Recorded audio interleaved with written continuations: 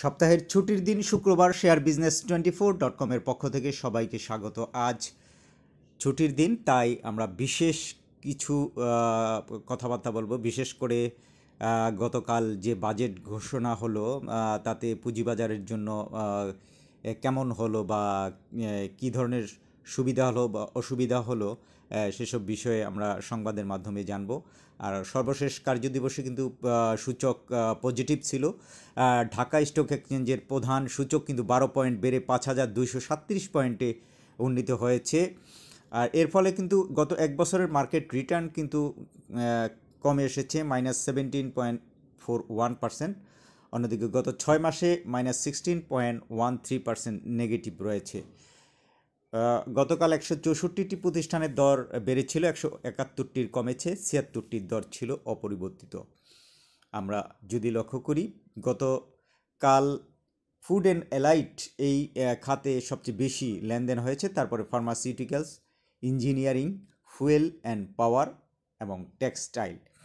এখন এই চারটি খাতের শেয়ারে ঝুঁকতে দেখা যাচ্ছে বিনিয়োগকারীদের। এর আগে কিন্তু লাইফ ইন্স্যুরেন্স এবং ইন্স্যুরেন্সের একটা ঝোঁক ছিল, সেই ট্রেন্ডটা কিন্তু এখন ফুড অ্যান্ড অ্যালাইড, ফার্মাসিউটিক্যালস, বিশেষ করে টেক্সটাইলে কিন্তু দেখা যাচ্ছে সেই প্রবণতাটা, অর্থাৎ গেইন করছে এইসব খাতের শেয়ারগুলোর। টেক্সটাইল খাতের সবচেয়ে বেশি দর বেড়েছে গতকাল, তারপরে ইঞ্জিনিয়ারিং, এরপরে ফুড অ্যান্ড অ্যালাইডেও কিন্তু দর বেড়েছে। এই ছিল গতকাল একটি পজিটিভ খবর। তারপরে গতকাল কিন্তু পজিটিভ মুভমেন্টের যে শেয়ারগুলো ছিল, প্রথমে বিকন ফার্মা, তারপরে গ্রামীণ ফোন, আইসিবি, তারপর বেডবিসি, রূপালী ব্যাংক, তারপরে ইউনাইটেড পাওয়ার জেনারেশন, এই কোম্পানিটির তিতাস গ্যাস, লাফার্স হোলসিম, ইবিএল এবং ওরিয়ন ফার্মা। আমরা তিতাস গ্যাসের যে সম্পদ মূল্য বাড়ার একটি খবর দেখেছিলাম, সেই প্রতিষ্ঠান প্রকাশের পরেই কিন্তু এই শেয়ারটি পজিটিভ হলো। এরপরে গ্রামীণ ফোনও কিন্তু অনেক দিন পরে কিন্তু পজিটিভ হয়েছে এই শেয়ারগুলো।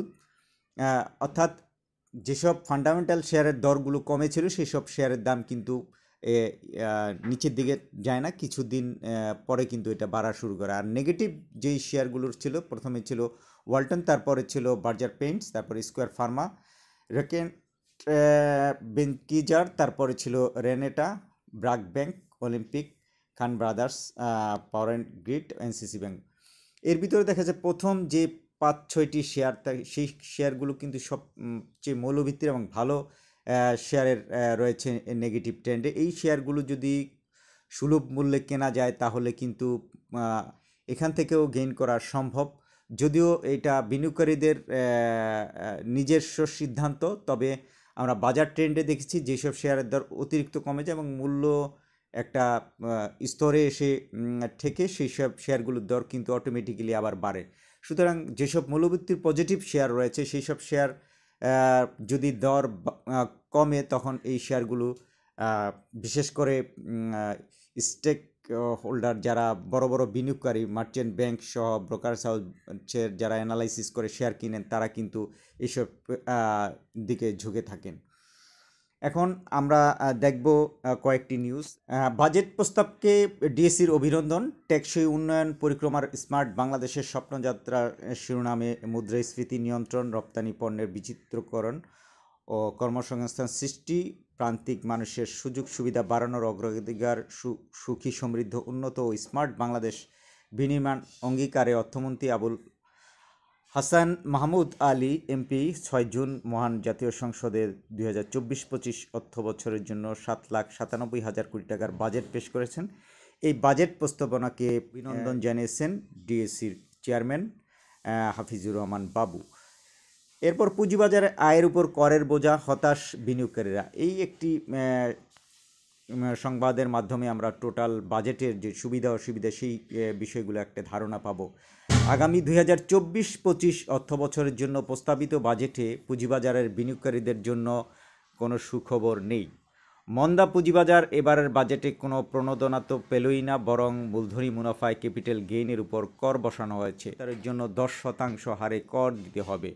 পাশাপাশি প্রস্তাবিত বাজেটে পুঁজিবাজারে তালিকাভুক্ত কোম্পানির কর হার অপরিবর্তিত থাকলেও অতালিকাভুক্ত কোম্পানির ক্ষেত্রে 2.50% কমানোর প্রস্তাবনা দেওয়া হয়েছে। এতে হতাশ হয়েছেন বিনিয়োগকারী সহ পুঁজিবাজার সংশ্লিষ্টরা। আগামী অর্থবছরের প্রস্তাবিত বাজেটে পুঁজিবাজার স্থিতিশীল করার লক্ষ্যে Dhaka stock exchange, Chittagong stock exchange, Bangladesh merchant bankers association, DSE brokers association সহ সংশ্লিষ্ট প্রতিষ্ঠানগুলো কর ছাড়, নীতি সহায়তা সহ বেশ কিছু দাবি জানিয়েছিল জাতীয় রাজস্ব বোর্ডের কাছে। তবে এবারের প্রস্তাবিত বাজেটে তার কোনো প্রতিফলন দেখা যায়নি।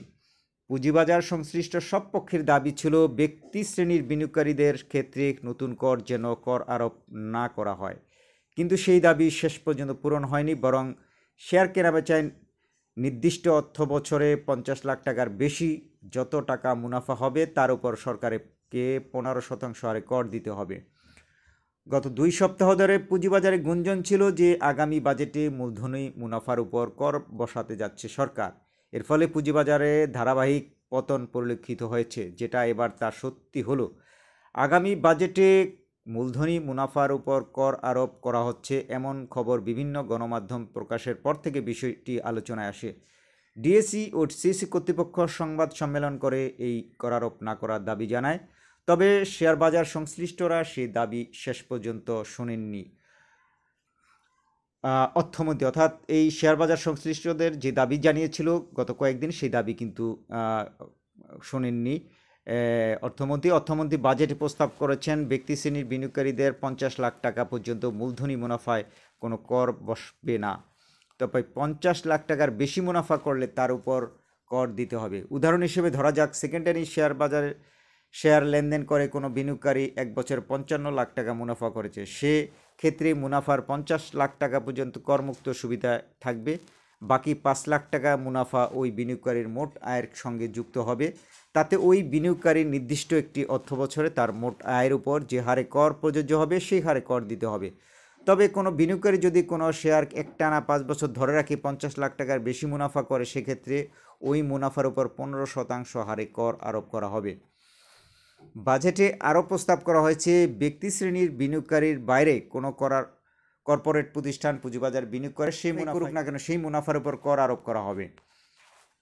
এদিকে আগামী অর্থবছরের জন্য প্রস্তাবিত বাজেটে কর্পোরেট কর হার কোনো পরিবর্তন আনেননি অর্থমন্ত্রী। পুঁজিবাজারে তালিকাভুক্ত কোনো কোম্পানি যদি তাদের পরিশোধিত মূলধনের 10% বেশি শেয়ার বাজারে ছাড়ে, তাহলে ওই কোম্পানির ক্ষেত্রে শর্ত সাপেক্ষে কর্পোরেট কর আগের মতোই 20% হারে অপরিবর্তিত রাখা হয়েছে। শর্ত পূরণ না করলে তালিকাভুক্ত কোম্পানির ক্ষেত্রে এ কর হার হবে 22.50%। আর যেসব কোম্পানি পরিশোধিত মূলধনের 10%-এর কম শেয়ার বাজারে ছাড়বে, তাদের ক্ষেত্রে শর্ত পরিপালন সাপেক্ষে কর্পোরেট কর হার হবে 22.50%। এ ধরনের কোম্পানির ক্ষেত্রে যারা শর্ত পালন করবে তাদের ক্ষেত্রে এ কর হার হবে 25%। তালিকাভুক্ত কোম্পানির ক্ষেত্রে 2.5% কম কর্পোরেট করের সুবিধা পেতে যে শর্ত দেওয়া হয়েছে সেটি হলো 5 লাখ টাকার বেশি একক লেনদেন ও বার্ষিক 36 লাখ টাকার বেশি লেনদেন ব্যাংকের মাধ্যমে করতে হবে। এ শর্ত পালন না করলে কোম্পানিগুলো কম কর্পোরেট করের সুবিধা পাবেন না। পুঁজিবাজার সংশ্লিষ্ট ব্যক্তিরা বলেছেন যে পুঁজিবাজারে বিনিয়োগকারীদের মধ্যে 90%ই প্রাতিষ্ঠানিক বিনিয়োগকারী। তাদের মধ্যে রয়েছে বিভিন্ন কোম্পানি, উদ্যোক্তা, পরিচালক, প্লেসমেন্ট শেয়ারধারী, স্টক ব্রোকার ও ডিলার। প্রাতিষ্ঠানিক বিনিয়োগকারীদের সবাই মূলধনী মুনাফার উপর সর্বনিম্ন 5 থেকে সর্বোচ্চ 10% হারে কর দেন। মূলধনী মুনাফার উপর কর দেন না শুধু ব্যক্তি শ্রেণীর সাধারণ বিনিয়োগকারীরা, যা পুঁজিবাজারের মোট বিনিয়োগকারীদের মাত্র 10%। এছাড়া নতুন বাজেটে শেয়ার বাজারে ভালো কোম্পানি তালিকাভুক্ত উৎসাহিত করতে তালিকাভুক্ত অতালিকাভুক্ত কোম্পানির কর্পোরেট কর হারের ব্যবধান বাড়ানোর প্রস্তাব করা হয়েছিল। সেই সঙ্গে তালিকাভুক্ত কোম্পানির কর হার কমিয়ে 17.5% করার দাবি করেছিল ডিএসসি কর্তৃপক্ষ। আর তালিকাভুক্ত কোম্পানির ক্ষেত্রে তা বাড়িয়ে 37.5 থেকে 40% করার দাবি করা হয়, কিন্তু অর্থমন্ত্রী এই দাবিও আমলে নেননি, বরং তালিকাভুক্ত অতালিকাভুক্ত কর হার ব্যবধান কমানো হয়েছে। এ বিষয়ে জানতে চাইলে ঢাকা বিশ্ববিদ্যালয়ের সাবেক চেয়ারম্যান অধ্যাপক আবু আহমেদ বলেন যে প্রস্তাবিত বাজেটে পুঁজিবাজারের থেকে ক্যাপিটাল গেইনের উপর কর আরোপ করা একেবারে যুক্তিযুক্ত হয়নি। এখন বাজারের যে অবস্থা তাতে বিনিয়োগকারীরা ক্যাপিটাল গেইন থেকে দূরের কথা লোকসান গুনতে হিমশিম খাচ্ছে। এছাড়া তালিকাভুক্ত কর হার ব্যবধান কমানো হয়েছে। এতে নতুন করে কোনো কোম্পানি তালিকাভুক্ত আরও নিরুৎসাহিত হবে। সরকারের এই নীতির ফলে পুঁজিবাজারের সার্বিক অর্থনীতির তুলনায় আরও পিছিয়ে পড়বে ও সংকুচিত হবে। প্রস্তাবিত বাজেট নিয়ে আমি খুবই হতাশ। আর ডিবিএর প্রেসিডেন্ট সাইফুল ইসলাম গণমাধ্যমকে বলেছেন যে প্রস্তাবিত বাজেটে পুঁজিবাজার নিয়ে সরকারের এমন সিদ্ধান্ত বিমাতা সুলভ আচরণ। পুঁজিবাজারকে স্থিতিশীল করতে আমরা সরকারের কাছে নীতি সহায়তা চেয়েছিলাম। সরকার উল্টো করের বোঝা চাপিয়ে দিয়েছে, বিশেষ করে মূলধনী মুনাফার উপর কর আরোপ না করার জন্য অনুরোধ জানানো হয়। এছাড়া শেয়ার বাজারে তালিকাভুক্ত হতে উৎসাহিত করতে কর্পোরেট কর হার ব্যবধান বাড়ানো এবং সিকিউরিটিজ লেনদেনের উপর অগ্রিম আয়কর কমানোর জন্য প্রস্তাব করা হয়, কিন্তু বাজেটে এর প্রতিফলন দেখা যায়নি। এখন দেখা যাচ্ছে যে পুঁজিবাজার কিন্তু এই গুজবের আগেই কিন্তু একটা ধস নেমে গেছে, বাজারে অনেক কমে গেছে। সুতরাং এইখান থেকে এই খবরগুলোর উপর ভিত্তি করে নতুন করে যে বড় ধরনের কোনো পতনে যাবে সেটার কিন্তু বলা যাচ্ছে না, কারণ বাজার এখান থেকেই ঘুরে দাঁড়াতে পারে। কারণ বাজারে নানা ধরনের এই ধরনের একটি গোষ্ঠী কিন্তু এই তথ্যগুলোকে সেল করে এতদিন অনেক কমিয়েছেন, এবং যেগুলো বড় বড় ধরনের 50 লাখ টাকা গেইন যারা করবে তাদের উপর ট্যাক্স বসানো হবে। সুতরাং যারা একদম একেবারে ক্ষুদ্র বিনিয়োগকারী তাদের কিন্তু প্রভাব এখানে পড়ছে না। সুতরাং বাজারে যে সার্বিক পরিস্থিতি বিরাজ করছে, বিনিয়োগকারীরা হতাশ হলেও এখান থেকে কিন্তু বাজার বেশি পড়ার কোনো সুযোগ সামনে অবশ্য নেই। সুতরাং দেখে শুনে এখন থেকেই পুঁজিবাজারে বিনিয়োগের সিদ্ধান্ত নিতে হবে এবং এই খবরগুলোর সাথে সংশ্লিষ্ট সকল বিনিয়োগকারী সহ সবাইকে কিন্তু সচেতন হতে হবে, কারণ কারসাজি চক্রের কোনো মতেই ফাঁদে পাড়া দেওয়া যাবে না। কারণ নানা ধরনের সংকটের মধ্যেও কিন্তু এই বাজারে কিন্তু কারসাজি হচ্ছে, সেটা কিন্তু নানা গণমাধ্যমে এসেছে এবং কিছুদিন আগে কিন্তু এক নিয়ন্ত্রক সংস্থারই এক পরিচালকের বিরুদ্ধে কারসাজির অভিযোগ উঠেছে। সুতরাং যেসব শেয়ারগুলো নিয়ে কারসাজির অভিযোগ উঠেছে সেই সব শেয়ার সহ ওইসব শেয়ার থেকে একটু দূরে থাকাই সাধারণ বিনিয়োগকারীদের জন্য লাভবান হবে। সবাইকে অসংখ্য ধন্যবাদ।